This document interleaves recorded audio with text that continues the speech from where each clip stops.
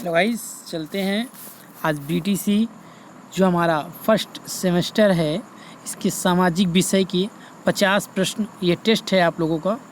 और हमारे comment box में बताना कि आपके कितने करेक्ट क्वेश्चंस हैं। आज हमारी पहली वीडियोज़ है और यदि आपको ये वीडियो अच्छी लगती है तो आप हमारे कमेंट बॉक्स में आंसर दीजिए या यस या नो कहिए, तो मैं इससे रिलेटेड अगली वीडियोज़ जल्द लेकर आऊँ। चलिए गाइस, देखते हैं इससे मैं आज 50 प्रश्न लेकर आऊँगा। चलिए आज पहला प्रश्न देखते हैं। चलिए गाइस, हमारा जो पहला प्रश्न है देखिए आप लोगों के सामने आ गया कि पृथ्वी के मध्य से गुजरने वाली रेखा है। तो 10 सेकंड का आप लोगों को टाइम मिलता है गाइस, जल्दी से बताइए कौन सा सही आंसर है। पहला है ए नंबर का भूमध्य रेखा, देशांतर रेखा, कर्क रेखा या मकर रेखा। तो पृथ्वी के मध्य से आई होप सबको पता होगा जो गुजरती है वो कौन सी गुजरती है, ए मतलब भूमध्य रेखा। कौन सी गुजरती है? भूमध्य रेखा। चलिए मैं जल्दी से बताता हूँ अगला क्वेश्चन, आई होप ये आपको पता होगा। चलिए दूसरा क्वेश्चन देखते हैं।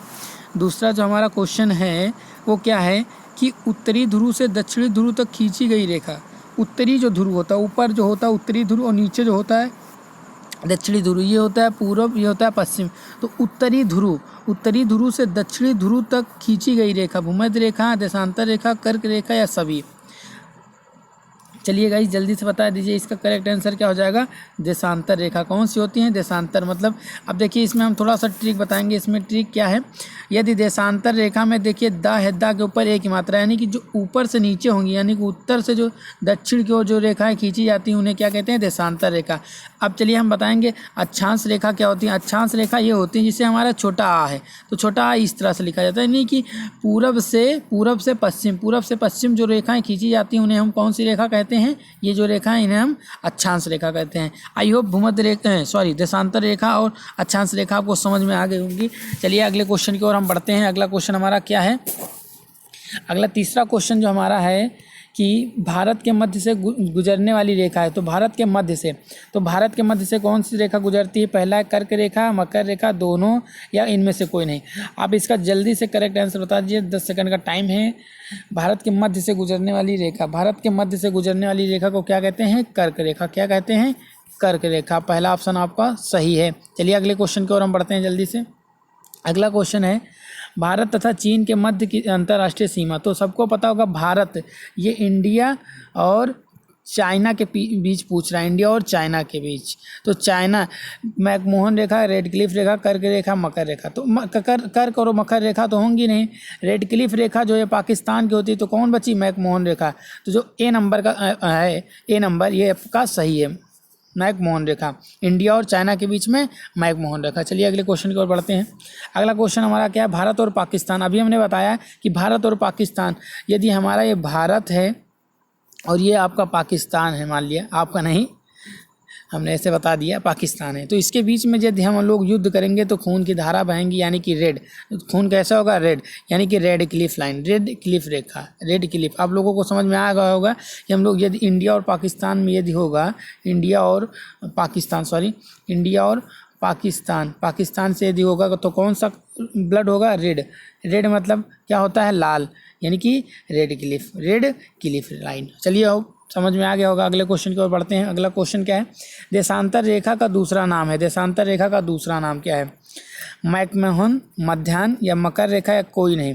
तो आप सभी को पता होगा छठे का कौन सा ऑप्शन सही है? तो मैं देशांतर रेखा का दूसरा नाम, जो देशांतर रेखा होती है उसे क्या कहते हैं? हमारा बी नंबर का सही है, मध्याह्न रेखा। क्या कहते हैं? मध्याह्न रेखा। चलिए आप लोग जल्दी से कॉपी पेन में लिखते रहिए कि हमारा इतना ये सही है। एक नंबर दूसरे पे टिक लगाइए, गलत हो तो गलत कर दीजिए।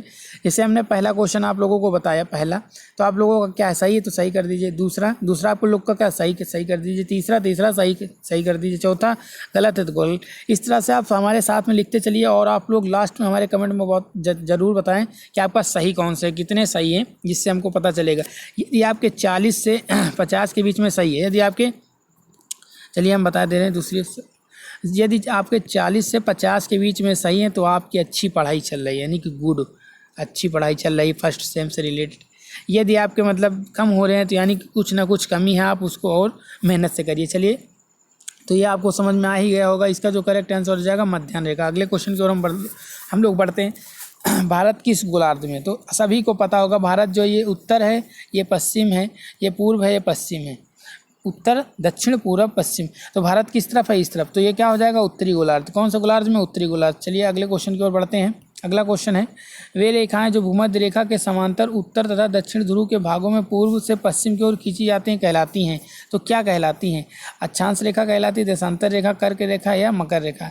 वे रेखाएं जो भूमध्य रेखा के समांतर उत्तर तथा दक्षिण, ये उत्तर हैं, तथा दक्षिण, ये दक्षिण ध्रुव के भागों में पूर्व से पश्चिम की ओर, पूर्व से पश्चिम की ओर खींची जाने वाली रेखा कहलाती हैं। तो पूर्व से पश्चिम की ओर हमने अभी बताया था कि पूर्व से पश्चिम की ओर कौन सी रेखाएं कहलाती हैं। आप सभी को पता होगा, हमने कितनी बार बताया कि छोटा आ हमारा क्या है? पूर्व से पश्चिम की ओर। तो अक्षांश रेखाएं क्या हो जाएगा? अक्षांश रेखा। चलिए समझ में आ गया होगा। अगले क्वेश्चन की ओर हम पढ़ते हैं। सूर्य की ग्रहों की संख्या सभी को पता होगा, पहले 9 थी, अब कितनी हो गई हैं? अब ये कट गया, ये 8 हो गई हैं। चलिए ये भी पता होगा। जल्दी से अगले क्वेश्चन की ओर बढ़ते हैं। सबसे छोटा ग्रह है, सबसे छोटा ग्रह, बहुत अच्छा क्वेश्चन आया है। सबसे छोटा ग्रह, तो सबसे छोटा ग्रह, चलिए आज हम थोड़ा सा ग्रह के बारे में बात कर ले रहे हैं। जो जैसे हमारा ये सूर्य है, ये क्या है हम बता दे रहे हैं, ये सूर्य है, ये क्या है? सूर्य है। तो सूर्य के बाद आपका पहला जो ग्रह होगा, फर्स्ट जो ग्रह होगा, वो हम लोग क्या काम करते हैं, कोई काम भी करते हैं तो हम लोग का काम क्या होना चाहिए? शुद्ध। यानी कि जो हमारा पहला ग्रह होगा वो बुध होगा। वो हमारा क्या कौन सा होगा? बुध। शुद्ध काम करना चाहिए ना, तो पहला ग्रह जो होगा आपका बुध होगा। ठीक। बुध के बाद आप लोग एक दिन छोड़ दीजिए, बृहस्पतिवार शुक्र हो जाएगा। फिर कौन सा शुक्र हो जाएगा? शुक्र हो जाएगा। और सबको पता है तीसरे नंबर पर क्या होती है? तीसरे नंबर पर हमारी पृथ्वी है। तीसरे नंबर पर हमारी पृथ्वी है। पृथ्वी के बाद हम लोग क्या करना चाहते हैं? कार्य को मंगल करना चाहते हैं, तो हमारा मंगल हो जाएगा।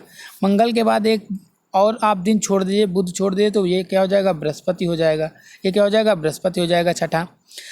फिर बृहस्पति के बाद बृहस्पति के बाद शुक्र छोड़ दीजिए और आपका फिर क्या हो जाएगा? शनि हो जाएगा। शनि हो जाएगा।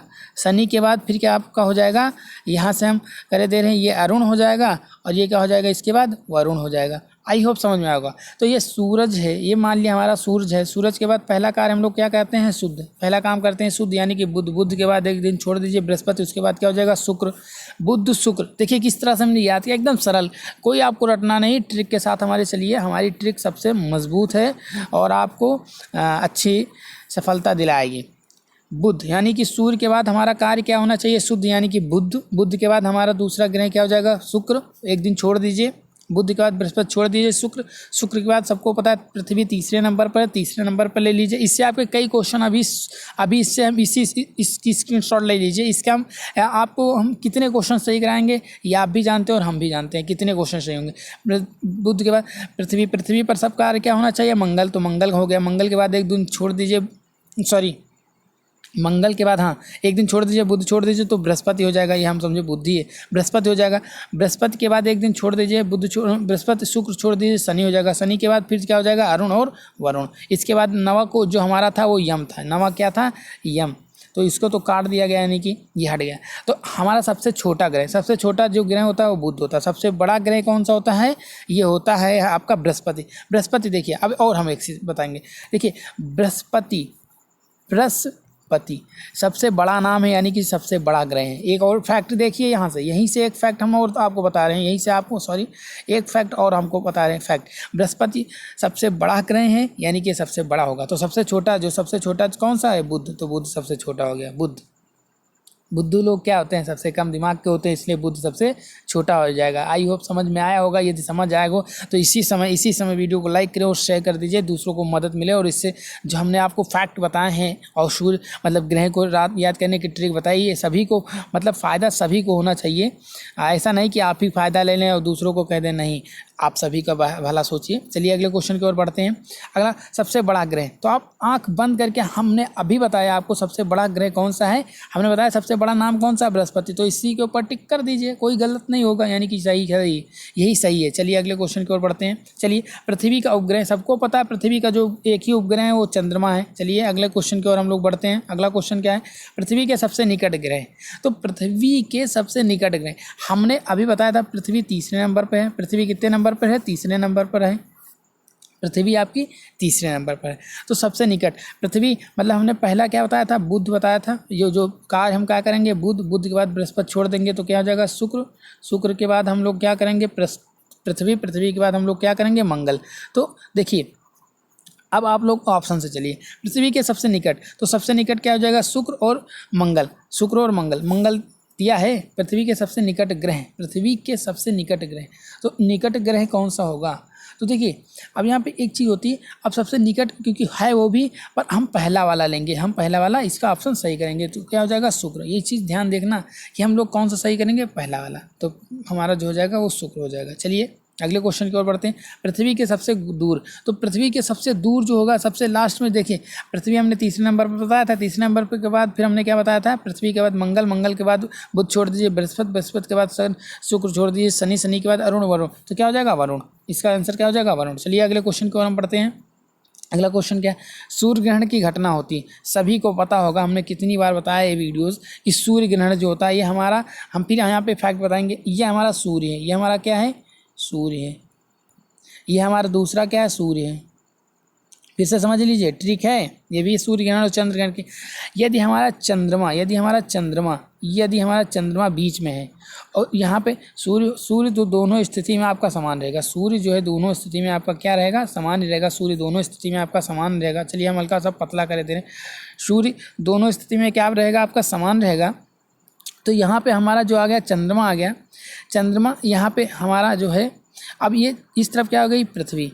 तो जब पृथ्वी जो हमारी सूर्य चंद्रमा और पृथ्वी, यदि देखिए हमारा चंद्रमा बीच में, तो इसलिए क्या हो जाएगा ये सूर्य ग्रहण हो जाएगा। देखिए ये क्या हो जाएगा सूर्य ग्रहण हो जाएगा। यहाँ से हम कलर से अब देखिए, अब यहाँ पे यदि मान लिया पृथ्वी बीच में आ गई, यहाँ पे क्या आ गई पृथ्वी बीच में आ गई, यहाँ पे चंद्रमा चला गया, यहाँ पे क्या चला गया चंद्रमा, यहाँ पे चंद्रमा चला गया, दूसरे कलर से हम समझते हैं। अब देखिए यहाँ पे आपका चंद्रमा है, और समझिए वो थोड़ा सा मिसप्रिंट हो गया, फिर से हम समझाना चाहते हैं, यदि समझ में आ गया हो तो रहने दीजिए, हम दोनों में जल्दी से समझा दे रहे हैं आपको। मान लीजिए ये सूर्य है, ये भी सूर्य है, बीच में यदि चंद्रमा है, ये सूर्य है, ये भी सूर्य है, ये भी सूर्य है, बीच में चंद्रमा है, यहाँ पे हमारा क्या आ जाएगा पृथ्वी। तो लास्ट में पृथ्वी, यानी पृथ्वी ग्रहण तो होता नहीं, मतलब चंद्र ग्रहण हो तो पृथ्वी ग्रहण तो होता नहीं, तो ये क्या हो जाएगा लास्ट में क्या है सूर्य, तो ये क्या हो जाएगा सूर्य ग्रहण, ये क्या हो जाएगा सूर्य ग्रहण। अब देखिए यहाँ पर अगर बीच में हमारी पृथ्वी आ गई, लास्ट में हमारा चंद्रमा, तो ये क्या हो जाएगा चंद्र ग्रहण, ये क्या हो जाएगा चंद्र ग्रहण। तो ये चंद्र, अब पूछ रहा है कि सूर्य ग्रहण की घटना होती क्या है, तो सूर्य ग्रहण की जो घटना होती है ये अमावस्या को होती है। सूर्य ग्रहण की घटना कब होती है, अमावस्या को। अब देखिए सूर्य ग्रहण की घटना तो अमावस्या को होती है। अच्छा चंद्र ग्रहण जो होता है, चंद्र ग्रहण वो कब होता है, पूर्णिमा को होता है, वो क्या होता है पूर्णिमा को होता है। चलिए इससे दो क्वेश्चन आपके मजबूत हो गए। चलिए अगला क्वेश्चन, अब चंद्रग्रहण की घटना पूर्णिमा को होती है, अगले क्वेश्चन की ओर हम बढ़ते हैं। अगला क्वेश्चन, जब पृथ्वी और सूर्य के बीच में चंद्रमा आ जाता है, सबसे पहले हमने बताया कि जब पृथ्वी, यदि हमारा सूर्य रहेगा, ये हमारा सूर्य रहेगा और इसके बीच में हमारा क्या आ जाएगा पृथ्वी और सूर्य के बीच, ये क्या है हमारा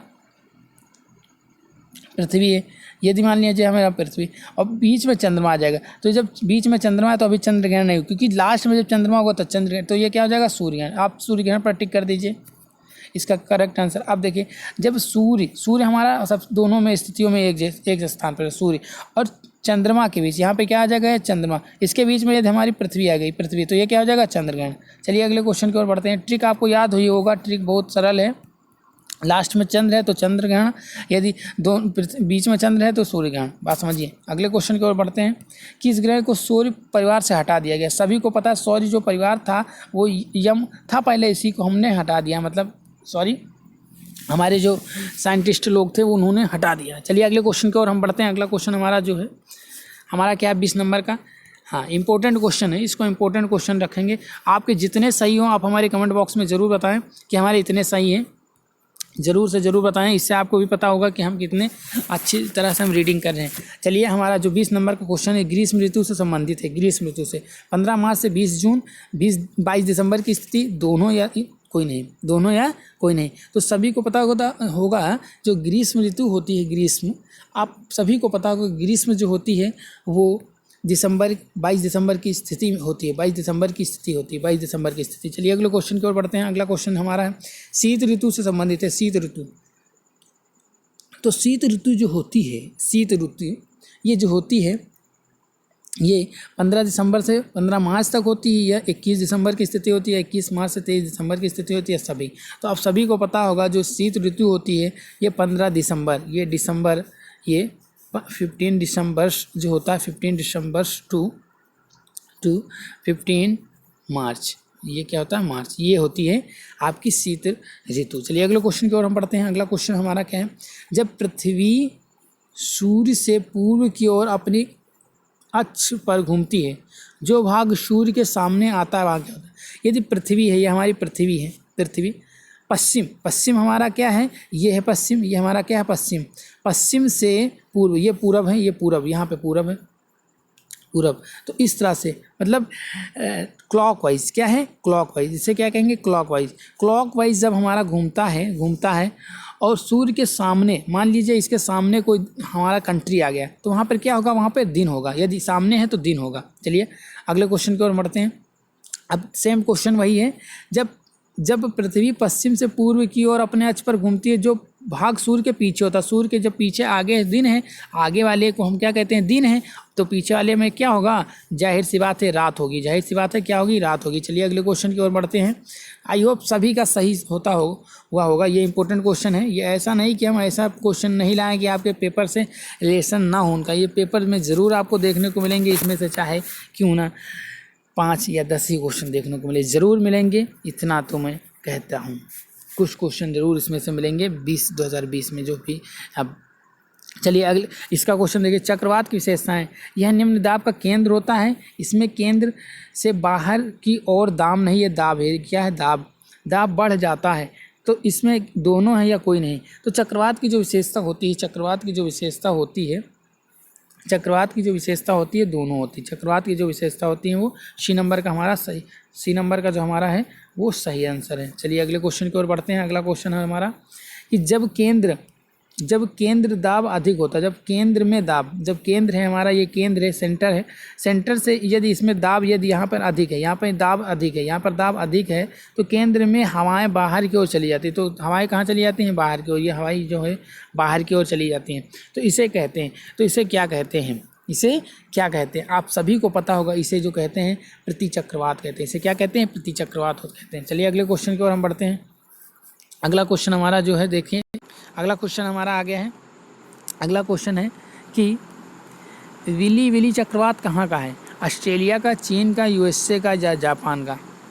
तो आप सभी को पता होगा जो विली चक्रवात है वो ए नंबर ऑस्ट्रेलिया का है, वो कहाँ का है, ऑस्ट्रेलिया का। चलिए ये आपको समझ में आ गया होगा। अगले क्वेश्चन की ओर हम लोग जल्दी से बढ़ते हैं। अगला क्वेश्चन हमारा क्या है, अगला क्वेश्चन जो है टाइफून, ये बहुत इंपॉर्टेंट प्रश्न है, आप इसको कायदे से देखना, वेरी इंपॉर्टेंट क्वेश्चन इसको करेंगे, क्योंकि ये एग्ज़ाम में देखने को मिलता है, काफ़ी एग्ज़ामों में देखने को मिलता है। टाइफून चक्रवात कहाँ का है टाइफून, तो जापान का है, चीन का है, फिलीपीन का है, सभी का है। तो जो जापान में भी आता है, चीन में भी आता है, चाइना में भी आता है, जिसे कहते हैं चाइना, और फिलीपींस में आता है, ठीक ना, फिलीपींस में भी आता है, फिलीपींस में भी आता है, ये सभी जगह आता है टाइफून। काफ़ी इंपॉर्टेंट क्वेश्चन था।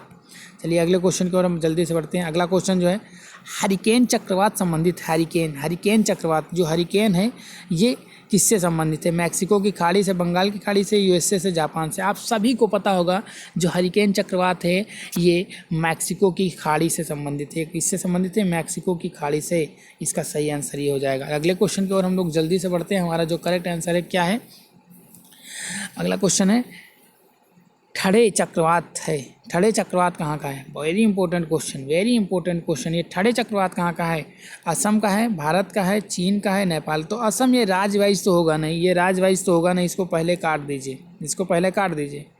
तो जो ठड़े है ये चीन का भी नहीं है, नेपाल का भी नहीं, तो कहाँ का है, ये इंडिया का है, चलिए अगले क्वेश्चन की ओर हम बढ़ते हैं।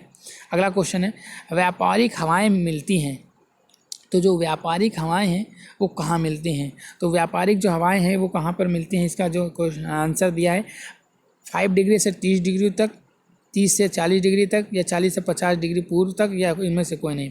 तो इसका जो करेक्ट आंसर हो जाएगा कि जो व्यापारिक हवाएं हैं वो मतलब कहाँ मिलती हैं, हवाएं मिलती हैं। तो ये जो मिलती हैं ये यहाँ पर मिलती हैं 5 डिग्री से 30 डिग्री उत्तर दक्षिण में, उत्तर और दक्षिण इस तरफ 30 डिग्री, 5 डिग्री यहाँ पर और 30 डिग्री यहाँ पर मिलती हैं। चलिए अगले क्वेश्चन की ओर हम बढ़ते हैं।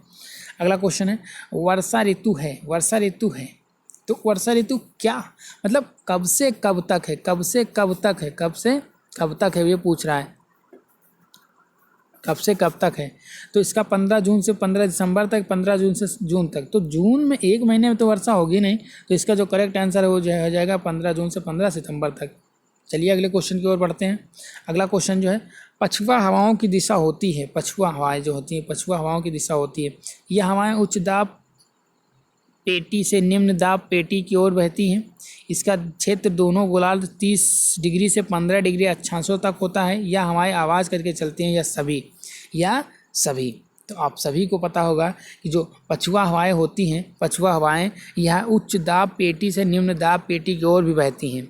इसका क्षेत्रफल दोनों गोलार्ध 3 उत्तरी गोलार्ध और दक्षिण गोलार्ध 30 डिग्री और 50 डिग्री अक्षांशों तक फैले होते हैं। यह हवाएं आवाज़ करके चलती हैं, यानी कि इसका जो करेक्ट आंसर हो जाएगा वाल हो जाएगा, सभी हो जाएगा। चलिए अगले क्वेश्चन की ओर हम बढ़ते हैं। अगला क्वेश्चन हमारा क्या है, जल्दी से हम लोग अगला क्वेश्चन जो हमारा है प्राकृतिक आपदाएं हैं। तो प्राकृतिक आपदाएं क्या, भूकंप है, बाढ़ है, सूखा है, सभी। तो आप सभी को पता है भूकंप जो आता है वो प्राकृतिक आपदाएं हैं। भूकंप, बाढ़ भी आती है तो प्राकृतिक ईश्वर द्वारा ही है, मतलब जो ईश्वर द्वारा जो आपदा है, ईश्वर द्वारा जो आपदा आती है उसे क्या कहते हैं हम लोग, प्राकृतिक आपदा कहते हैं, ईश्वरीय आपदा कहते हैं।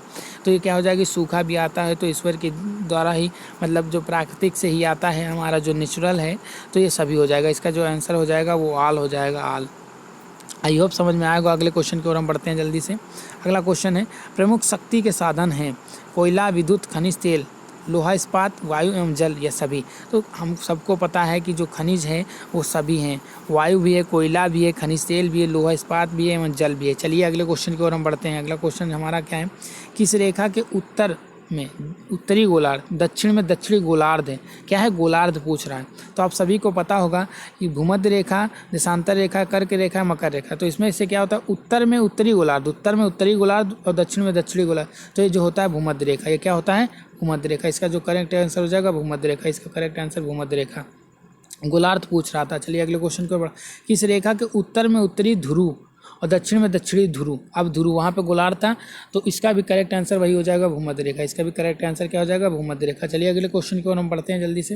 अगला क्वेश्चन है कि भारत की सबसे लंबी नदी है, भारत की सबसे लंबी नदी, वेरी इम्पोर्टेंट क्वेश्चन है। भारत की सबसे लंबी नदी पूछ रहा है। तो भारत की जो सबसे लंबी नदी हो जाएगी वो क्या हो जाएगी, गंगा नदी। वो क्या हो जाएगी, गंगा नदी। अच्छा चलिए अब हम और पूछ ले रहे हैं आपसे क्वेश्चन, मतलब भारत की सबसे लंबी नदी है। आप पूछ लिया जाए विश्व की, तो विश्व की सबसे लंबी नदी जो हो जाएगी, विश्व की सबसे लंबी नदी जो है, सबसे लंबी नदी वो कौन सी है, नील नदी। अच्छा ये तो लंबी है, ये क्या है, लेंथ, मतलब लंबाई इसकी क्या है, ज़्यादा है। अच्छा चौड़ी नदी अगर बात कर ले कि चौड़ी नदी विश्व की कौन सी है, तो विश्व की जो सबसे चौड़ी नदी हो जाएगी वो हो जाएगी अमेजन नदी। वो क्या हो जाएगी, अमेजन नदी। याद करिए, अमेजन नदी। अच्छा चलिए हो गया भारत की सबसे लंबी नदी। अच्छा भारत की सबसे लंबी नहर अगर पूछ ले, भारत की सबसे लंबी नदी को काट दिया जाए, यहाँ पे नहर अगर कर दिया जाए भारत की सबसे लंबी नहर, तो सबसे लंबी नहर की जो हो जाएगी वो इंदिरा नहर हो जाएगी, इंदिरा नहर।